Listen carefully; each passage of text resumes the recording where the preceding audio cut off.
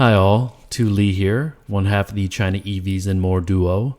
Lei and I have been brainstorming about different ways to bring you, our audience, relevant and compelling content about the China EV, AV, and mobility sectors, especially now that a number of companies that we've tracked over the 80 plus China EVs and More episodes have become global phenomena.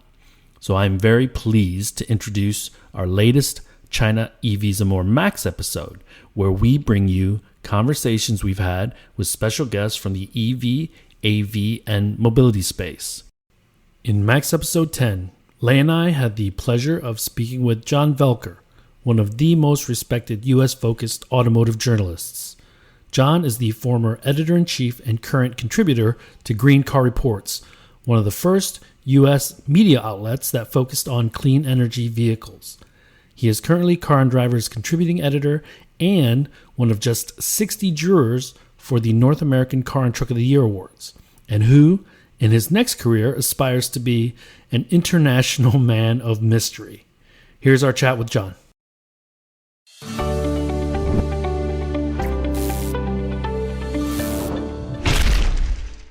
Hi, John. Thank you for joining us. I think this is going to be a fun Max episode. Lei and I have a ton of respect for you. We've been following you on Twitter, obviously. And, I started following you because I saw a couple tweets and I was like, he's pretty balanced, not very opinionated. Like this guy. So your Green Car Reports bio says you cover advanced auto tech and energy policy. So I have no idea what that means. So you'll have to tell us about that as we go along through this conversation. And it also says you've written 12,000 articles. That's a lot of words, John. I want this to be interactive. Lei and I are pretty formidable when it comes to the China and Asia regions. Our expertise is beginning to invade and cross borders, and it'll go from a small trickle to a full gush within the next 5 years in Europe and the United States. I don't say automotive anymore. I say mobility and transportation because it's all starting to bleed together. So first, John, can you please introduce yourself to our audience? We have a pretty global audience, so quite a few of us, our audience are in Asia and Europe as well, who might not be as familiar. So go as far and as deep as you want to go with your introduction. Thank you kindly for that gracious introduction. I'm honored to be here. And one of the reasons that I'm excited to do this is I have known for a while I needed to learn about the Chinese auto market much more than I did, which I think reflected a lot of North Americans and sadly probably still reflects some of the North American auto press. It's a very large place. It's confusing. It's way over there. We don't see any of those products here at this moment. So, okay, yeah, someone should think about it sometime. But to my background, my so-called career has been lumpy, but I suppose you'd say most of it's been in media. I trained as an engineer, and it's probably a good thing for the world that no one ever paid me to engineer anything. But I ended up getting into media at a technology magazine in the mid-'80s, got into the management side. Back in the days when people were searching around for expertise on how to convert to desktop publishing, remember Macintoshes? That whole thing with Quark. So that was my sort of selling point for a while in the 90s. I helped start up This Old House magazine, and I built my first website in 1995 for that magazine, along with something that is now lost to history called Pathfinder, which was Time Inc. New Media's website for all of its very powerful then magazine brands. And that taught me essentially about the internet. They actually built the first ad server. They built the first content management system because this stuff just didn't exist. Right. Unfortunately, they were doing it in a really expensive Rockefeller Center office space, which is not a good business model, especially in the beginning phases of the technology. But I learned a lot, bounced around, ran a startup that didn't work in what we now call social media, bounced around some more, spent a year at Yahoo as a product manager. And around age 50, it was sort of, I've always loved cars. If I'm ever going to go freelance and become an automotive journalist, this is the time to do it. Things are mostly paid off. I just got laid off again. And so why not, And I was lucky enough to get hired to be the editor of Green Car Reports, which was essentially a shell of a site owned by a company called High Gear Media. And for 9 years, I ran that. I didn't actually write 12,000 articles. I only wrote 4,600. All the rest. Only. It gets easier after the first 2,000, I swear. Oh. So after a while, we were lucky though. It's the only startup I've worked for where we actually ended up on the positive side of the ledger. We found a home for the company, and I was kind of wiped after 9 years, said, hey, I'd like to take a little sabbatical. The new corporate overlord said, well, if you'd read page 74 of the personnel manual you signed for 3.5 years ago, you would know that that's impossible. So with the blessing of my boss, I resigned, took a long road trip all around the country, bought a used car, filled it full of old car parts, visited friends, and now, since then, I'm a freelance writer. And the big thing has been that about 1.5 years ago, Car and Driver made me a contributing editor, which is a really big name here in North America, which has helped me get it. I have no idea what that means. What does that mean? Yeah, contributing editor is a fancy word for, he freelances for us regularly. But the important part is you get on the masthead. So I can legitimately say, John Voelcker, contributing editor, Car and Driver, which has helped with a lot of stuff. I do still go on new car drives of conventional cars, but really all of my focus, all of my interest, and the articles I write and sort of presentations that I give and whatnot are really all about electric cars. The story that I tell is in 2009, when I joined Green Car Reports, our two key search terms were hybrid and Prius. And now, when I left 9 years later, the two key search terms were EV and Tesla. So in that sense, it's evolved fast. I'd say in the last month, or in the last year or so, 18 months, it's evolved faster than even I may have expected. So it's a very exciting time. And obviously we have this set of new entrants into the market. First, American companies, but we're going to see companies from outside North America entering the U.S. market, seeing an opportunity to build new brands. And we'd like to think that where Leigh and I have our expertise has kind of been a catalyst for that last 18 to 20 months, right? So let's go back to this Green Car Reports. Did you have this vision that electric vehicles and clean energy vehicles were going to be a thing eventually, or in the near future? Is that why you took on this role with Green Car Reports? I don't know if I could have predicted 15 years ago where we are today. But it was clear that hybrids were a growing piece of the market. That's electrification right there. It's a proper battery and an electric motor somewhere in the drivetrain.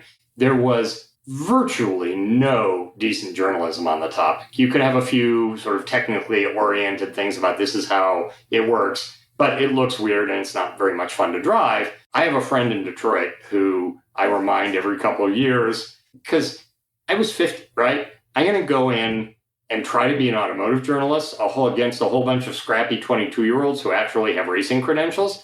This is a challenge. So I needed a shtick, right? I needed a thing.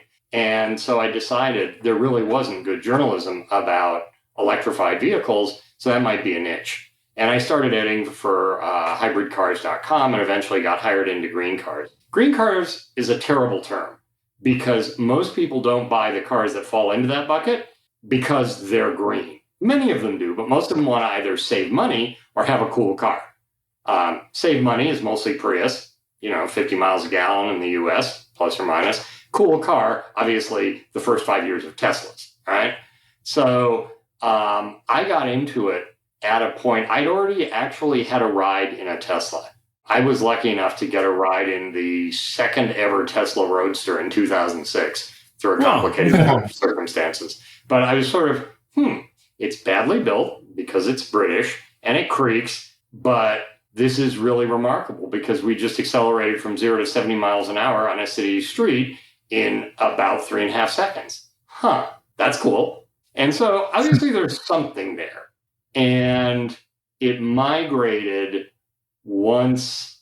I mean, the Tesla Roadster was fine, but it was expensive, limited production, and didn't really register. And Elon Musk wasn't quite as musky as he is today.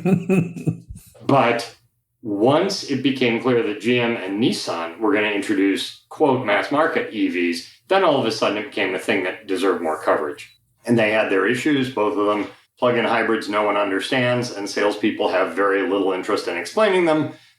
Plus, there's no guarantee they'll ever get plugged in. So what you've bought is an expensive hybrid with a plug that never gets used, maybe. Sure. And 74 miles is simply irrelevant in the North American market. So the Leaf was very limited at first. But think of the progress we've made in 10 years. I mean, it was only 11 and a half years ago that the first Nissan Leaf went on sale, and now we've got 200, 300, 400-mile EVs at a variety of price points, and globally this enormous array, plus a huge regulatory push. So green cars is sort of the least worst way to say we're writing about fuel-efficient cars. Most of them have electric motors somewhere. We're writing about these new things called electric cars. And by the way, there's a whole bunch of policy stuff. And when you plug in your car, it turns out you get interested in where the energy comes from. And so I ended up learning way more than I ever expected about electric utilities, power generation, coal versus combined cycle natural gas, etc. Because the readers turned out to be interested in that. One footnote is car makers still talk a lot about recycled materials. You know, Ford has ground up blue jeans for ceiling insulation or something.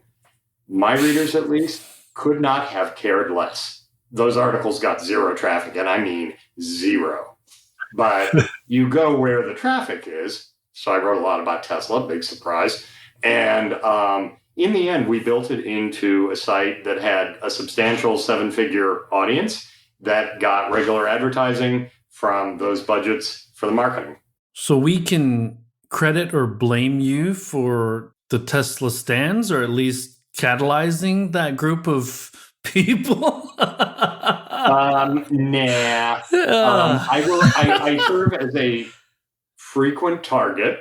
You know, I am clearly, I mean, the way I put it is this. Look, if I'm being criticized for being totally in the pocket and paid off by fossil fuel companies to continue belching hazardous CO2 into the atmosphere until we all die, about the same amount as I'm being credited for being a completely unrealistic, unicorn-riding, glitter-strewing idiot who has no idea how business of the auto industry works. If those are about equal, I'm probably in the right place. It's just that the Tesla stands fall in one particular religious subsect. And they're on the extreme end of that. Yeah. There's no cross-section of them, but... You know, John, you remind me, that 2009 is actually the year that China kicked off this strategic path toward EVs, believe it or not. And one of my first experiences driving a EV was in end of 2008 when BYD launched the F3DM, so one of the first plug-in hybrids. And then I got to test drive the Leaf actually in 2010 in Tianjin. So I had those experiences. I remember those. And so speaking of EVs, tell us some of the latest EVs that you've test driven, and what are your thoughts on what's hot, what's not? With a couple of exceptions, this largely applies to cars available in the North American market. But I have test driven probably 80% of the EVs on the market. My favorite, hands down, is still the Porsche Taycan, just because it's so lovely to drive. But I don't have Porsche money. But we can admit that it's not really an EV. I mean, it's a poor example of an EV because of the range, right? And yeah, my grudge is more that they have no one-pedal driving. There is no regen when you lift off the accelerator. All the regen comes through the brake pedal. You know, there is this sort of approach I think found most in German makers where you need to make an EV, but you don't want to scare anyone. So you essentially duplicate what you have in a gasoline car. And sometimes that goes to silly lengths. Most people who get familiar with one-pedal driving love it. And it takes a little bit of learning, but the fact that it's not even offered in the Taycan is kind of regrettable. That said, it's still a wonderful car. It took me about 90 seconds to figure out that it had more power and more road holding than I have courage. And that was fine. I had a lovely day drive after that. So I think in terms of mass market cars, the one that I continue to find impressive is the Hyundai Ioniq 5. I wrote an article a couple of years ago saying essentially Hyundai Kia is the one to watch in electric cars, simply because if you look at how quickly they have risen in the US and global markets, with some exceptions, the improvement generation on generation is striking. I've now driven and reviewed 4 generations of, let's say, a Hyundai Elantra.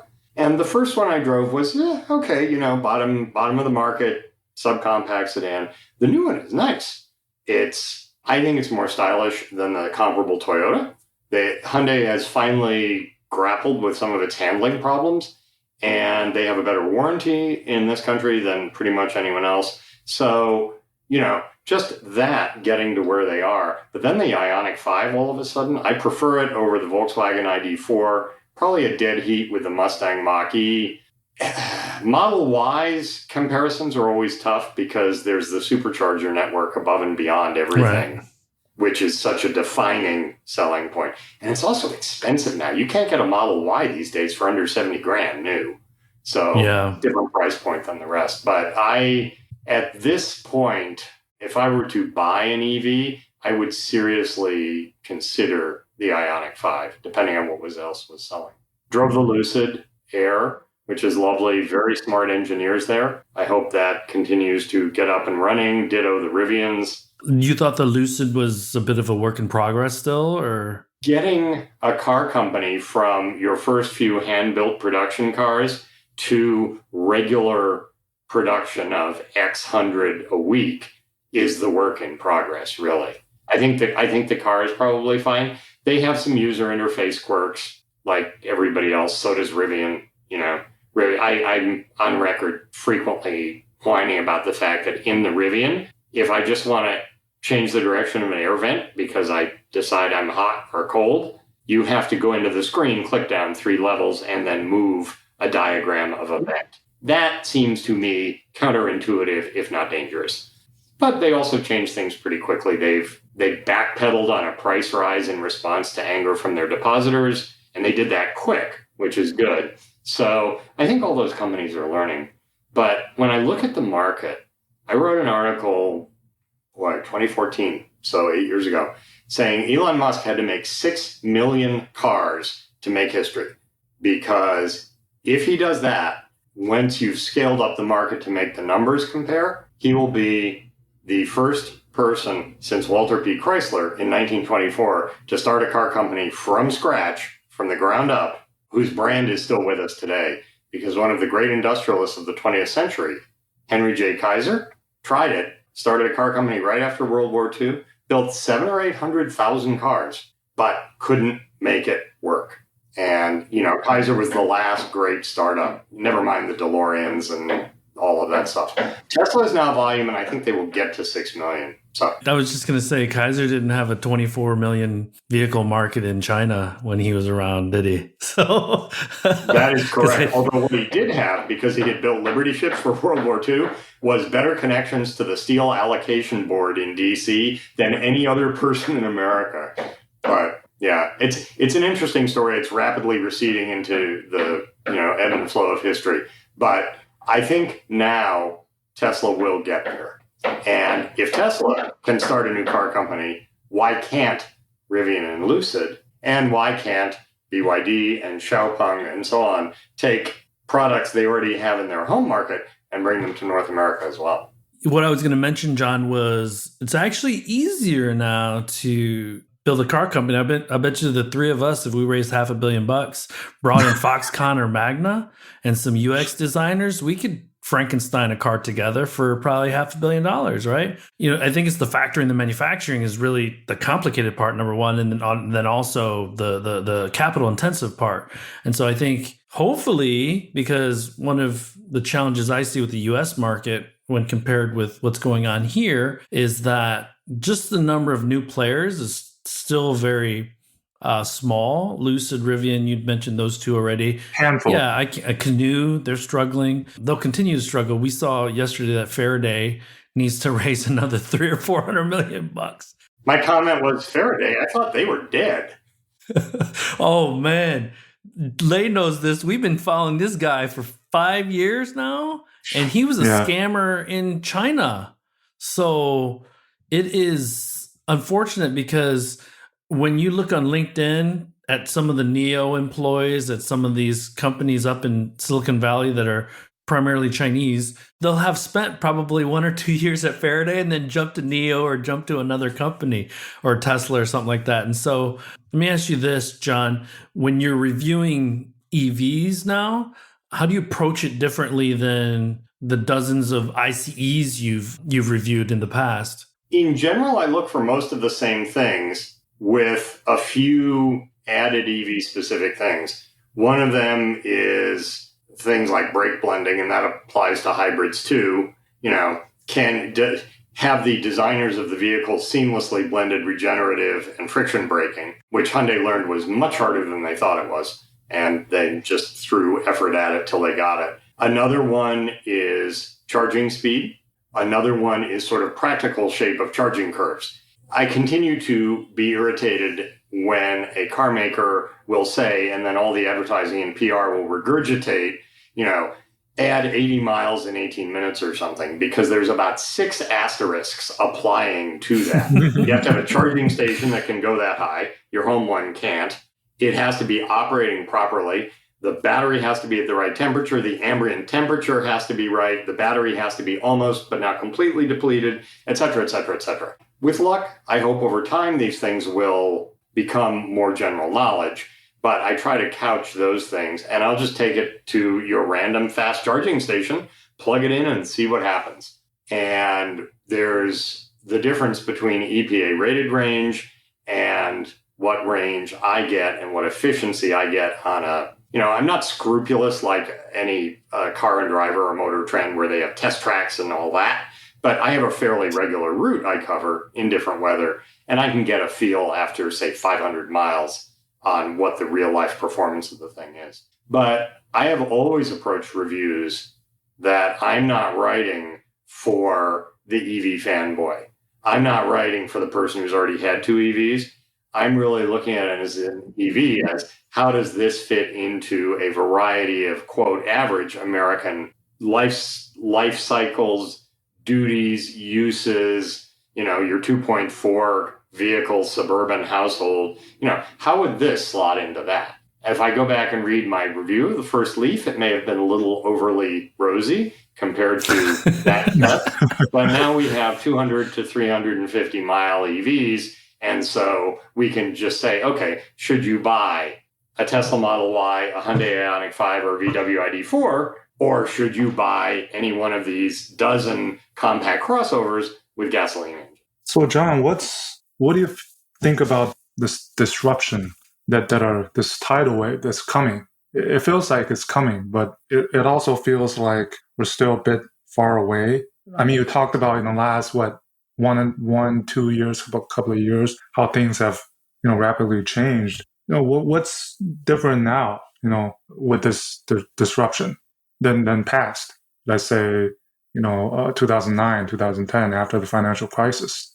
It's a great question. I think, there's a saying, I think it was Bill Gates, that change always comes more slowly than people predict it will, until all of a sudden it comes way faster than anyone believes. And I think we may be seeing some of that cycle. Let's be real. A 74-mile Nissan Leaf is not a viable vehicle for 95% of the market.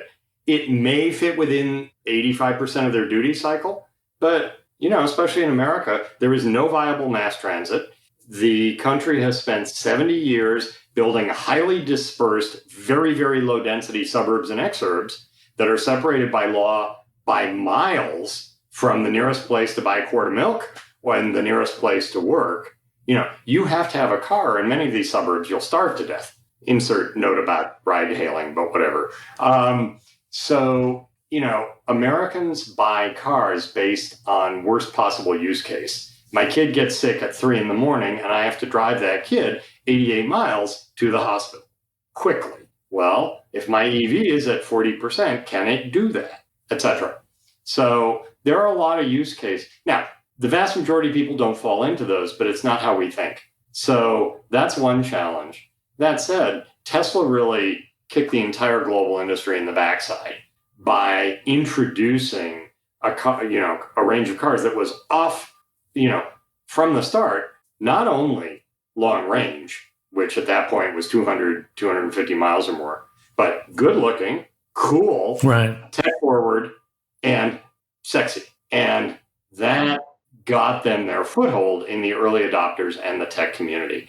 I've always been amused that Tesla owners do not index high on environmental issues. Just not all that interested. Some of them, but not the bulk of them. So, But that's the brilliance of Tesla, though, no? Oh, absolutely. And I always say Tesla did it the traditional way in the auto industry. You start at the top and you migrate down into more affordable vehicles. Every automotive innovation except hybrids came in either in luxury vehicles or in racing vehicles. Think, electric self-starters, automatic transmissions, disc brakes, turbos, whatever.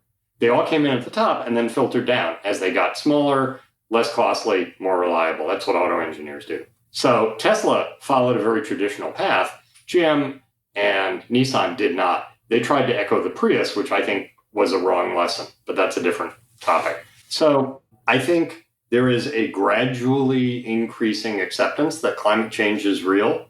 I can't speak to what Chinese car buyers think, but I do think that many Americans who were on the fence for a while are starting to kick over with all of these insanely hot summers, wildfires, and whatnot.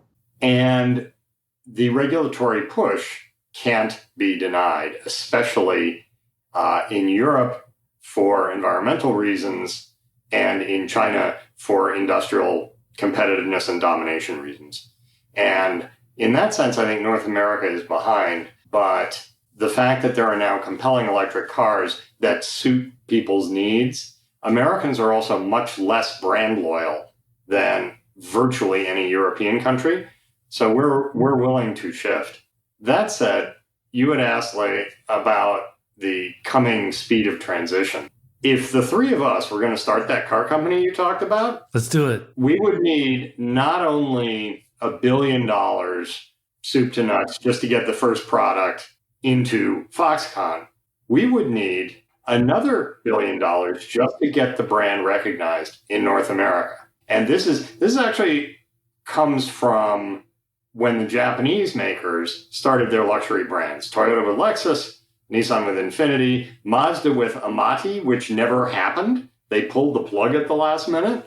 And it was said back then, you need $1 billion to get your target audience in America aware of your brand.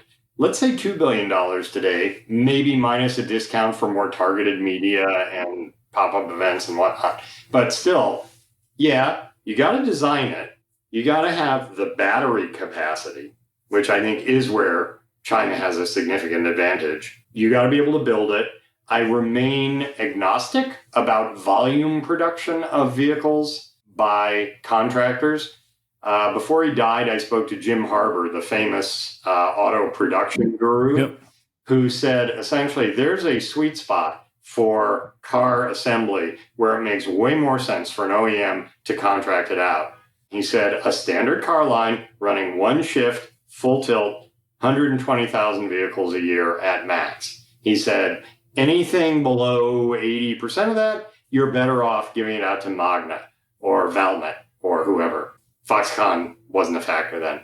He said, something like the Pontiac Solstice, Saturn Sky, Opel GT should absolutely have been built by a subcontractor.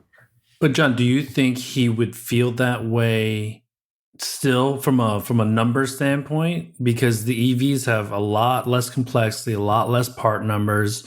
And so I actually think that the OEMs need to keep that as long as they can while they're transitioning into the mobility space, because one or two of these OEMs are going to lose value very quickly, become a $2-3 billion brand that Google is going to, take a flyer on and make them a contract manufacturer in-house effectively, right? At $2 billion, why not? They have $250 billion, $300 billion in the bank. get rid of the marketing teams and the administrative teams, just keep the manufacturing, and then build their Waymo Go or whatever. In today's EV, if that volume is still a valid, the 120 that you're talking about is still a valid number, I guess. Well, the data I've seen says that an EV in a comparable class has about 30% fewer parts. We're not talking 80% fewer. So 30 is a substantial cut. I think one of the bigger challenges for the automakers is that a much greater amount of the value chain is not made by them. Any OEM worth its salt has to have an engine line, even if they cooperate on transmissions. They all got to make their own engines. I think more broadly, I agree that not every OEM that's around today will be around in 5 years. But I mean, that's been the history of the industry. There used to be a Chrysler and a Fiat and a Peugeot and a Citroën. And now that collection of, 68 brands or however many it is called Stellantis. And I think that will continue. When the U.S. industry went bankrupt in 2009, the White House task force felt that it was idiotic to keep Chrysler going, just sort of mash it into GM, and then you had two U.S. automakers. Right. But they essentially gave it to Sergio for free. The other thing, in addition to the issue of contract manufacturing, where the numbers lie, and I don't have data. If you do, I'd love to see it. Okay. Is that OEMs are terrified of being disintermediated, obviously. They've already essentially figured out that batteries are going to be a problem. And so they're sort of joint venturing, or some of them are joint venturing with battery companies. They obviously are worried about losing their dashboard to Google or Apple. Most of them will, I think. Very possibly. I guess people are always shocked when I tell them, oh, well, Tesla doesn't actually have Apple CarPlay or Android Auto because they think their stuff is way, way better. We'll see. That may work for tech adopters. I can make the case that it might work for regular car buyers. Who knows? I do, however, it's been interesting talking to you and reading your stuff and listening over the 18 months since I met Lei, because it makes me realize that North Americans do use their cars differently from what I understand Chinese buyers to do. Despite your Lincoln ad of a lovely luxury SUV being a place where mom can drive home but just not go in and deal with the kids, I don't know that Americans want to spend personal time in their cars as a place. They clearly want to use vehicles with wheels to get from point A to point B.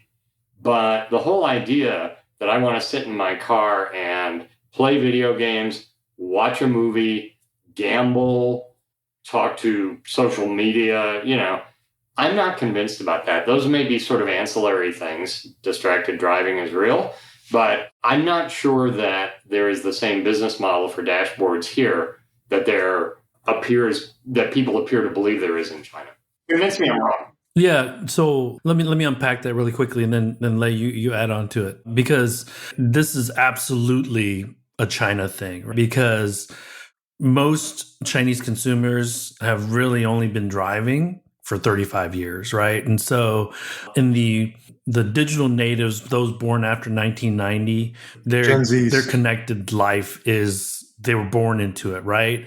And for people like me, the last 5 years in Beijing has really seen an improvement in the pollution. This is also car companies, whether you're Chinese, whether you're European, or whether you're American, trying to create new use cases, right? Because I joke around and say that automakers are the best marketers because they've convinced us to spend $40,000, $50,000, $60,000, $70,000 on a product we use 5% of the time, right? And so they're making up new ways in order to try to sell you that service. And I agree. I'm not sure that people want to go live in a car for a weekend, but in China, it's still this hopeful, yuppie kind of outdoorsy thing that's very new to them. And so, and there's one child, not many families in China have 2 and 3 kids. And so it's absolutely an age thing, a family thing, number of family members, but also a really, really digitally forward community or country. So, Lei, go ahead. No, I'm just going to say that the Chinese buyers buying an EV, they no longer look at things like range. It's not. I don't think it's on top of their, on a list, but rather how fast the HMI is, how fast the response is, what kind of ADAS, how autonomously capable your car is. I think they buy, and how well you're served. This pampering, that they're looking for these things rather than, let's say, a range. Because I think one of the reasons being that the infrastructure is, much more well developed than, let's say, in the US. So what they're looking at is much different, I think, nowadays. That's why we call it the smart EV. So it's really the smart part, but not really the EV part. I think that's kind of the condition on the ground. I'm curious, though, this whole idea, I watched the whole autonomous cars will be driving us everywhere by 2020 bubble, crest and fall. We may now be in the point where it's going to come faster than we think. I remain to be convinced because here we have tort lawyers. And so autonomous vehicles have to be measured against perfection, not against human drivers, which in most cases they already exceed. But the first telegenic upper income family that gets wiped out by an autonomous vehicle becomes, a big enough deal where it sets back technology. But this whole idea from OEMs that they're going to make huge bundles of money by charging people by the month or by the year for stuff that's built into their car that they thought they bought, but got a 3-year free trial. I will be curious to see how that works. Remember, BMW tried to charge to activate CarPlay. And yes, after enormous amounts of shrieking and yelling, they finally decided that their customers didn't like that, and they stopped. There's a screen that went around last... Full stop, John. Yeah. BMW was just stupid, right? It's not a feature that is only on a BMW, right? So that was just dumb for them to do that. Heated seats, adaptive cruise control, the list of features that are relatively technical or require added equipment that it may be easier just to build into everything and then turn on or off through software. What do people get pissed off about having to pay for unless they get the base car at the base price and turn everything on and off? Cadillac had its first round of Super Cruise people in 2019, I think, suddenly discover they had to pay $24.95 a month to keep the thing going. I don't actually know how that worked out because, surprise, surprise, none of them talk about retention rates. Although I do see GM periodically having, hey, were you a former OnStar customer? Did you let it lapse? Come back to us. We love you all over again, and it'll be cheaper for a while.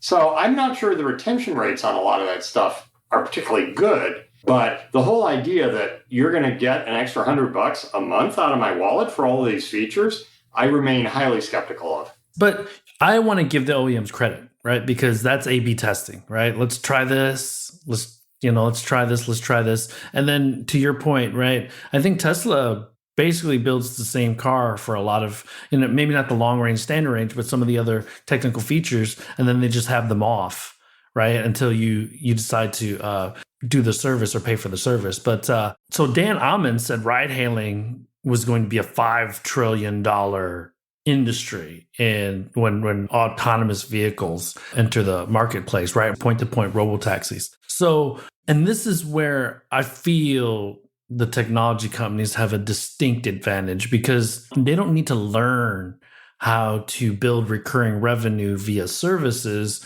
They already do it. Legacies have not. And so if I'm using an iPhone and I already have Apple Music, is Apple going to give GM a piece of that pie just so that they can play it in their General Motors vehicle? I don't know how that's going to work, right? It'll be interesting to see because no one's really kind of cornered the market on that. Even FSD, $12,000 for you beta testing and potentially killing yourself or someone else on their behalf is seems really dangerous to me. But I don't know what you think, Lei. But I think you started out by saying A/B testing. Auto companies have now finally caught on to A/B testing. I would argue that at least in this market, people paying 40 grand for a product don't want to be tested on. They don't want to find out that, oh, well, we made a choice, but you just picked the wrong bucket or you got put into the wrong segment. We want, by and large, cars that get us from point A to point B without any question at all, which is why Toyota sells so many cars here, despite them being, in many cases, not particularly stylish, not particularly nice materials inside, etc., because they are dead nuts reliable, or at least that is their well-earned reputation. Yeah. Largely, I think backed by data. Maybe people, the new generation who are buying smart EVs are willing to be beta testers in their vehicle, but I don't see that necessarily here. On the other hand, I'm 64 and I am hardly representative of a 22-year-old car buyer, although cynical people in my industry will tell me, yeah, well, none of them have any money to buy cars anyway. Yeah, that's the conundrum. Oh, geez. So, it's people about halfway in between us who are actually the sweet spot in the market. And if you're a family with teenagers, especially if you have 3 of them, or, live further out in the burbs and have to drive 48 miles every day you don't want to be beta tested on. You don't want to have to think about a feature that you had on your last 5 cars and now you have to pay for it. So, yeah, I agree. I think creating services revenue for the legacy OEMs is going to be, and the EV first companies, but especially the legacies is going to be pretty challenging, especially in the numbers that they are forecasting that they're going to have as part of their global revenues overall. But it goes back to that creating new habits and changing habits, right? Because the biggest habit that people need to change is going to the gas station, right? And I think we're starting to see that, slowly. And to your point about what Bill Gates said, super fast now, right? I think we're starting to see that hockey stick in the United States, because I'm getting contacted more and more by Western journalists now about, what's going on here, especially about BYD, like, oh my God, where did this company come from? Right? Like, what, guys? They've been here all the time. They've been the whole time, man. They showed in Detroit several years running, for God's sakes. Yeah, so here's a good place where I wanted to get this very important question across, which is, speaking of BYD, the Chinese EVs are coming to the US. That's a foregone conclusion. So my question is, what is your reaction when you hear that? And when it's inevitable, they're coming. And especially considering, so BYD is exhibiting at CES in 6 months. And you can bet they will make a huge announcement regarding the North American market. What is your reaction? Well, John, you sent me that. You sent me that message that they entered Detroit, right, or Japan, right? So, I mean, they're going to have tentacles all over the place for sure. Going back to history, we knew that BYD exhibited in Detroit several years in the early part of the last decade, following Geely's appearance in 2006. Okay, long time ago. What do you think? I mean, when, as an American journalist, automotive journalist, what do you think personally, and what do you think the industry reaction is? Do you think that's a threat? Do you think it would help the industry? I mean, what can you tell us? Your reaction. I think, given the structure of the global industry, which all 3 of us know, it is inevitable. The interesting thing about Chinese makers, if you look at the structure of imports into North America, the British actually invented importing cars because they desperately needed hard currency to pay their war debts. So they sent 90% of their post-war production overseas. including a whole bunch of cars to North America. A company called us and sold 14,000 cars in North America in 2 years, which in 1947 and 8, because people were so starved.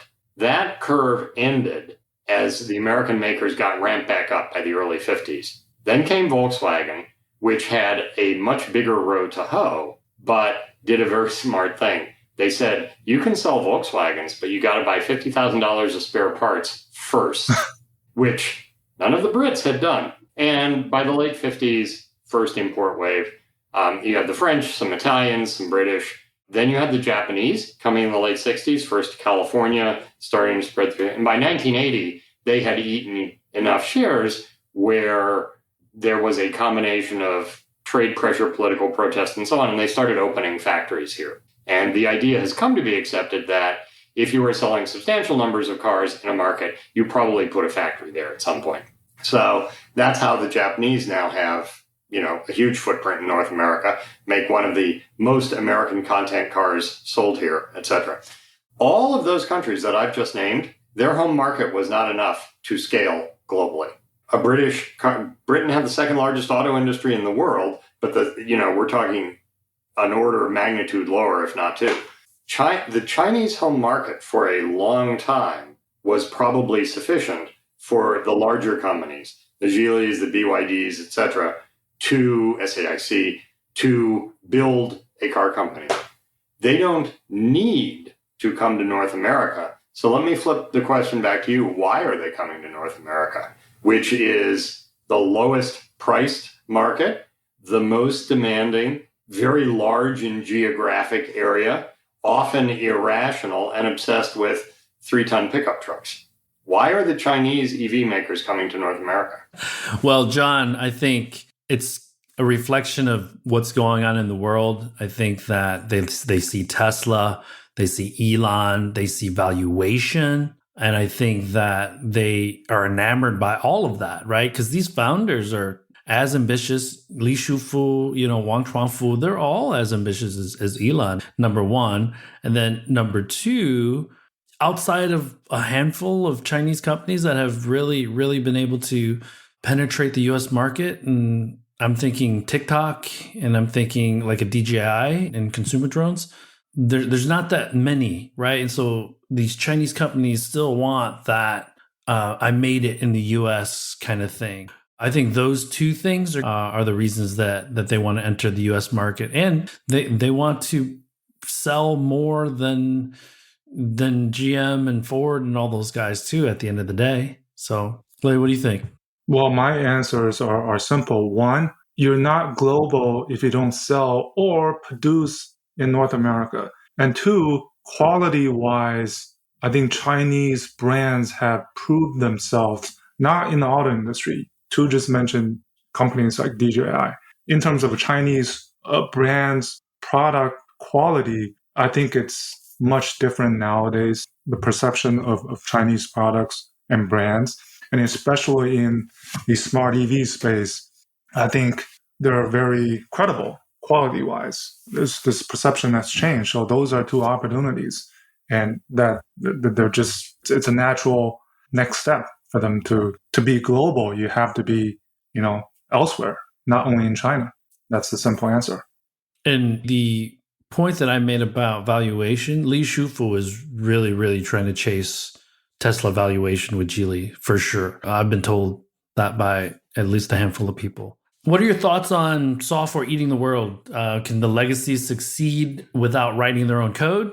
Can they buy that stuff and still be pretty formidable in the future? I think the jury's out on that one. I am I happen to like voice interaction with vehicles. It's the safest. And 10 years of OEMs utterly failing to provide it in any workable way. And really, I think not understanding some of the basic principles of UI design make me somewhat skeptical. I think Google eats a large number of dashboards. We'll see what Apple does. I still don't believe they're going into the car business. The margins aren't there. We'll see.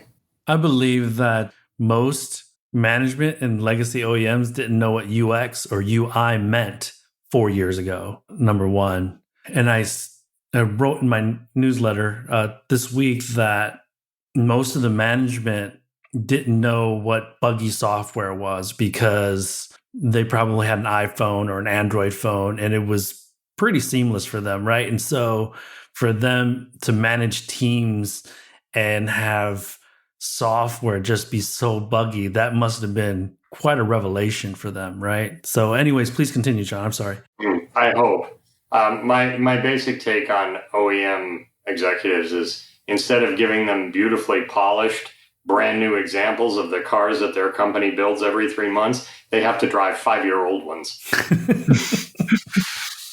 I think if they got into an ID4 and drove it every day, they would see the difference between how an iPhone and its latency and the UX is much different than an ID4's, right? And then they get it. So I absolutely agree with you on that. So let me ask you another way. Do you think the legacies will be able to get to be serviceable at software development and UX and UI design in the next 5 years? Because that's how much time they really have, right? They don't have a lot of it. I think some of them will be. I'm not going to place bets on which ones, but I think many of them are aware, especially the larger ones who have the funding to think about these things. I'm not particularly a fan of Mazda's software, which hasn't changed in about 8 years. Mazda has bigger problems than UX. But they've always kind of designed nice cars. Nice looking anyways. Indeed, if you believe actually that small live cars that handle well are something the market really cares about. Yeah. And a small portion of the market does, however. Yeah, that's what I was, following up on my last question. So what do you think is critical for the Chinese brands to be successful in the US? And I'm talking about specifically EV brands, because I don't think there will be any Chinese brands launching ICE vehicles in the US. That's just not going to happen. What do you think are the success factors for them? Send your teams to North America 3 years before you plan to deliver your first vehicle and send them all across the country to live with American families and understand what they actually do with the vehicles. And there is a precedent for this because VW did the same thing with a load of executives, I think in the early 2010s, when they had this goal under, however many CEOs back it was, that they were going to take, as a group, 8% of the US market by 2018. Didn't happen, in part because they had the entirely wrong lineup of cars for North America. And the attitude was, if North American buyers were smarter, they would buy our cars. You don't make money that way. So understanding how North Americans, and Canadians are slightly different in some ways, use cars, what they put in them, car seats. The regulations on car seats are horrifying. The kinds of things that lead a family to say, all right, you know what? Let's go visit Aunt Mary. Sure, she's 220 miles away, but we can do that in about 4 hours. That is not a use case that a lot of other countries have in vehicles as large as ours. And we are used to cheap gas. Nobody knows what electricity costs here, but electric cars are not even going to be as expensive as gasoline cars for the same miles. So understanding the kinds of things we do with our cars, because, if you try to send C and D segment sedans over, that's a declining segment. C and D segment SUVs, good start. But, is there a Chinese company that makes a proper North American sized 3-row D segment SUV? And why do Americans buy so many of those when they're impractical in cities in much of the rest of the world? You really have to understand the market and then have the clout to tailor the products that are being sent here and presumably built here to this market. The result of that Volkswagen executive road trip across America was the VW Atlas, their first 3-row SUV, the largest MQB extension of the platform you could make, because they didn't have demand for that anywhere else in the world. North America, the dealers desperately needed it, and they're selling a bunch of them. I see a few of them here. They're not called Atlas. They're called something else, but... Yeah, every car I see here, I'm in Massachusetts, right? Every other car I see is a Hyundai Palisade or a Kia Telluride or Toyota Highlander, those type of cars here. That's The Kia that you just mentioned, the Telluride in particular, absolutely stunned, I think, the North American market and certainly my counterparts in the auto press. It's just so good. It's stylish. It was a good value for money until they realized that they had twice as much demand as they could build. It ticked all the boxes. So I don't know how this would play, but my other advice to the Chinese companies is look at what Hyundai and Kia have done. Yes, look at Toyota and relentless refinement and improvement. The Machine That Changed the World, very important book. But look more recently in the U.S. market at what Hyundai and Kia have done. Let me take one fun one. You had a business trip last week, so you were offline, off the grid for a few days. I think it was for this Tempting Fate Tours side hustle. Can you tell us a little bit more about this? There's actually at least two side hustles, but Tempting Fate Tours, find us on YouTube /Tempting Fate Tours. Yeah, we're just about to start a new one. The idea is my friend Tom and I got really antsy last February and we decided we should go somewhere and buy, am I allowed to say shit boxes on this podcast? Mm-hmm. Yeah. Buy a couple of shit boxes and drive them somewhere and then hopefully sell them. We bought two 30-year-old Anglo-Japanese mongrels, which actually made it a total of 5,800 miles to Radwood, Austin, except that got canceled while we were in New Mexico or postponed. So there was actually a little hitch there. But it's basically just road trips through America to see what happens when you buy really cheap, unreliable cars and take them places. Last week's thing was actually a group of Isuzu owners. Isuzu used to make cars. I have one. Getting together and driving to Tennessee for a combination birthday party, barbecue, and Isuzu meetup, as one does. So you got to have fun with cars. How many people showed up? 24, I think. Okay, so 9 cars. And we took them. There's a thing called the Snake, which has 389 curves in 33 miles. Right. Yeah. And we took the cars down that. I have photos. But, it's Americans do wacky car trips. Not as often as they would like to think they do, but it's still part of the American dream. Sure. Freedom used to be an automobile for Americans. Now, freedom is one of these. I'm waving a cell phone in the air. But there is still a set of people who are sort of like, yeah, you know what? Screw it. Let's take the weekend and drive to Florida. Oh, man. So I sense the Chinese market is not so much like that. It's becoming more like that.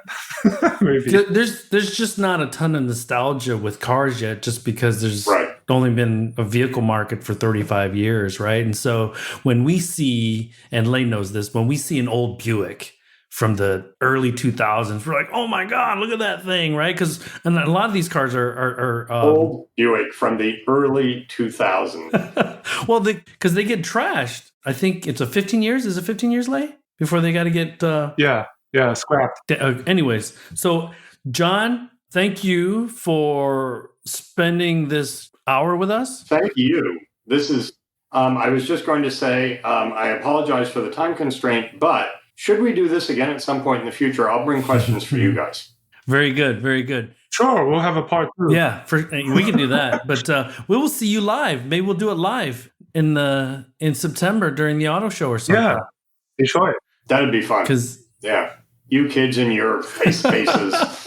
Well, you're the one with the million Twitter followers, so you're the social media god, man. We're just learning from you, dude. Well, like 20,000. It's not that many, but they're all special.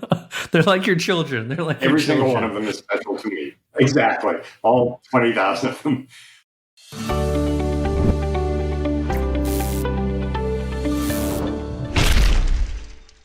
This is your co-host, Lei Xing. It was super fun talking to John and listening to his humorous takes of his perspectives on all things EVs over here in the US. John gave a super practical recommendation, one that might often be overlooked for Chinese EV brands preparing to enter the North American market, especially the US market, one of the most politically charged, unique, and demanding markets in the world. So executives out there from China EV Inc., like Neil, BYD, Xpeng, and others that have those ambitions If you're listening, you should take John's recommendation to heart, since it comes from one of the most respected and knowledgeable industry journalists who has covered EVs for years. We thank John again for his candid insights and perspectives. Lei and I will be sharing more of our conversations with the men and women around the world, moving the EV, AV, and mobility sectors forward as part of this China EVs and More Max series. Some folks will be instantly recognizable, but some will just be people that are doing amazing things in the space that we think deserve to be highlighted. Don't worry though, Lei and I will continue to host our live weekly China EVs and More Twitter Spaces room that summarizes that week's most important news coming out of the China EV, AV, and mobility space. For those that can't catch the live show, you can find the China EVs and More pod on all major platforms or wherever you normally get your podcasts. As EV adoption reaches its global tipping point, it'll be even more important to stay updated on everything that's happening here. Lei and I are confident that China EVs and More is the best resource to do that. Until next time, as always, thanks for listening.